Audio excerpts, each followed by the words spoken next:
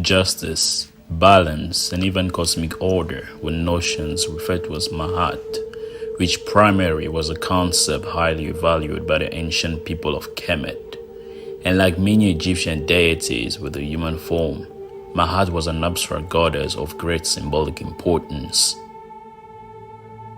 Máat symbolized order on a personal, social, or cosmic level, and the price for maintaining such order.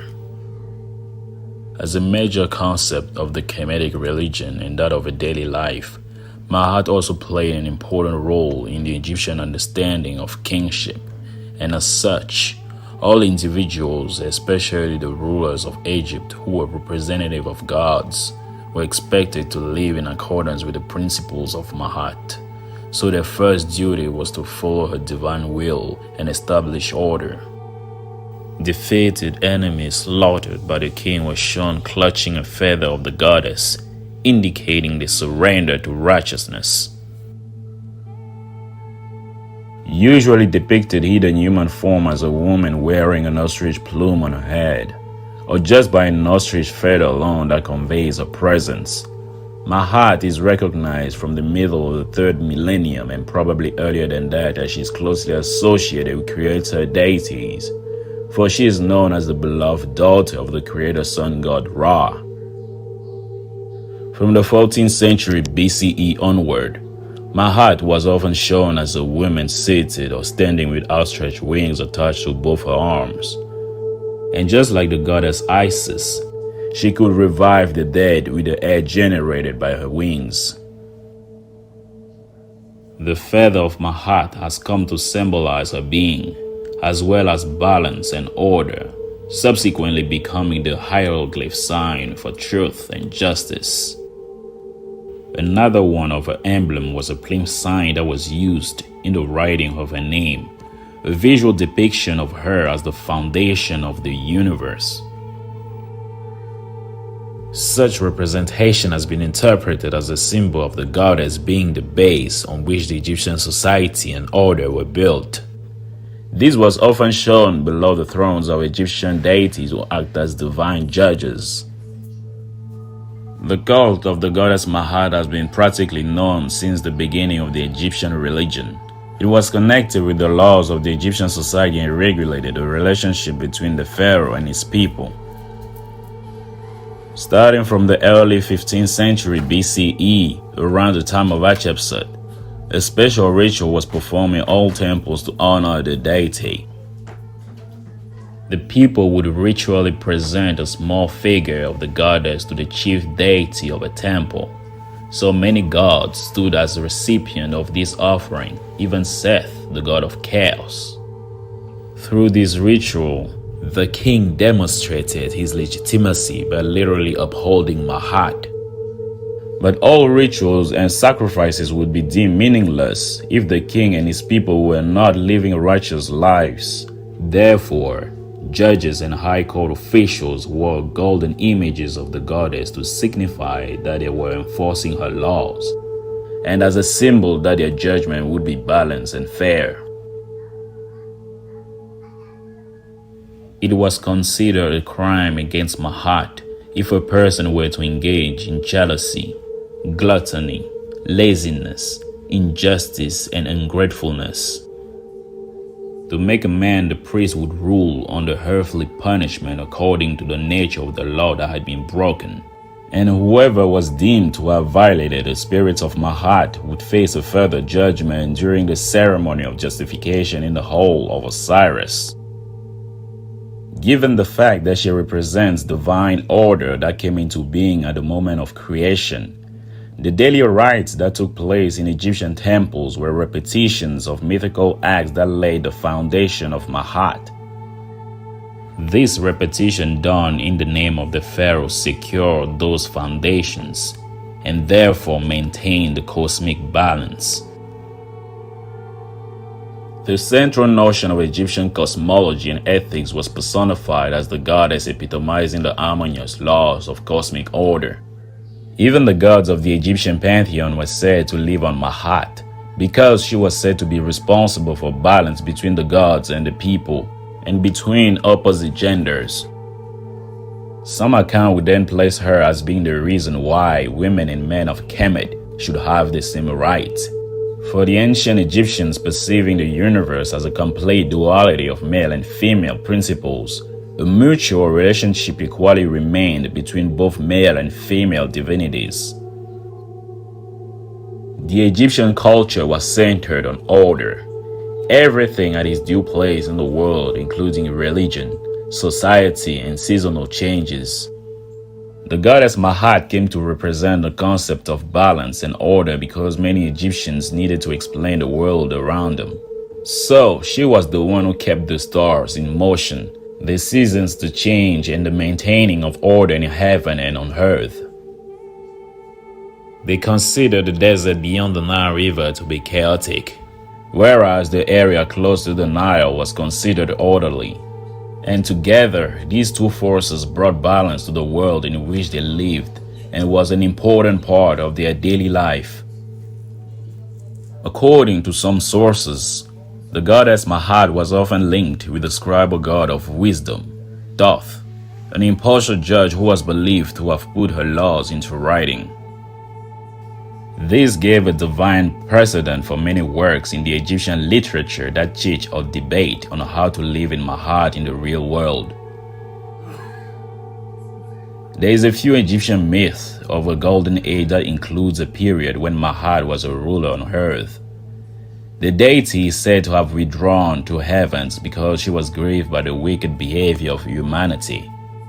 But she could still be thought of as living with an individual like one's good angel until that same person goes into the afterlife. Although she was commonly identified with the basics of life such as the air to breathe, the bread to eat, and the beer for quenching one's thirst, when the dead received funerary offerings of bread and beer, they were said to have Máat placed before them, and eventually joining Máat became an euphemistic expression for dying.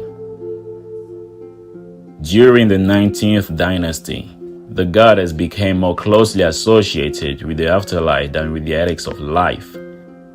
And throughout time, she acquired titles such as Mistress of Heaven who is in the West, and she who satisfies the necropolis. From the Old Kingdom onward, Máat's presence was thought to be vital to the daily regeneration of the sun. In the underworld books, she is often shown standing close to Ra, and because of this or because of the duality nature of Egypt as two kingdoms, Máat can also appear as two identical goddesses. According to the religion of ancient Kemet, the goddess played an important role during the final judgment one would encounter in the afterlife. As mentioned in the Book of the Dead, which is a collection of funerary texts and spells from ancient Egypt, and designed to assist a person's journey through the afterlife, there is a spell called the 42 Declarations of Purity, or the Negative Confessions. These make few allusions that any crimes committed against Máat should be written down as they could easily be forgiven. So in the court of Osiris, where the souls will come to be judged upon their death, the heart of the deceased was placed on a scale balanced by Máat, represented here by an ostrich feather, in order to determine whether or not the dead will be deemed worthy of meeting Osiris in paradise.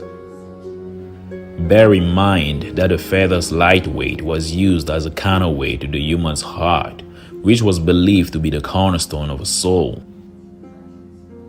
If the heart was heavier than the feather, the number of wrong deeds of this person was too big, and he would be consumed by an entity to suffer a second death. However, if the heart was balanced or lighter than the feather, the weightlessness of the heart indicated that the soul was not burdened with sin or evil, and was declared through a voice or justified. Thus, they were allowed to live on in the afterlife, where they could either help in the judgment associated with other souls, or just continue their journey towards the blissful field of reeds. After the judgment was over, Máat was also important to the success of a soul passing through the hole of the two truths to reach the Egyptian paradise. It's unfortunate that in Greco-Roman period, Máat seemed to have lost her central place in the Egyptian religion, and some of her functions were taken over by Isis. The pharaoh had the greatest responsibility to guarantee order within the kingdom, to establish rights and to take care of the country and its people. In a certain way, the pharaoh symbolized the maintenance of the Máat system, which was seriously threatened. Based in some accounts, large parts of ancient Egypt have been invaded by a group of foreigners who call themselves Hyksos. These people established a powerful empire that lasted over 100 years and seriously disturbed the Máat order. But after so many years, the pharaoh at the time finally managed to liberate the country from these invaders. It was then publicly announced that the goddess Máat had returned, and the kingdom was no longer in danger. It is worth mentioning that according to these ancient Egyptian beliefs, every wicked action could permanently corrupt the divine law. So some people believe that the Máat system is becoming weaker as the time goes by because of the wickedness of humanity, which could in consequence lead to the end of the world much sooner. Some people tend to believe that the 10 commandments of the Bible are very similar to the 42 principles of Máat that appear at least 2,000 years earlier. And there is a reason to seriously consider that at least 8 of them were based on Máat, an ancient ethical and moral principle that every Egyptian citizen was expected to follow throughout their respective lives. The ancient Egyptians worshipped many gods, and one of them was certainly Máat, even though few Egyptian archaeologists now believe that maybe she was more of a concept than a divinity. It's reasonable to assume, however, that her principles helped the people of Egypt to be better individuals and that she could be compared to the conscience of a person. Her role in the creation and her indefatigable struggle to preclude the universe from collapsing into chaos was significant. In summary, through her laws, Máat walked with one through life. She handled the weighing of the heart, which was carried out in the underworld. And her feather of truth was a key determiner of whether the souls would be deemed worthy enough to reach the utopia of the next world. Máat was often viewed as a female divinity who was in reality seen as the personification of cultural ethics that every Egyptian should live by. They were to act honorably and sincerely when dealing with matters regarding life itself and the people around them. One would say that there is a time for every action of existence within Máat, but all must be recognized and acted upon at the appropriate times. Hopefully you've enjoyed this video on Máat, and if you want more content on Egyptian religion, let me know in the comment section down below.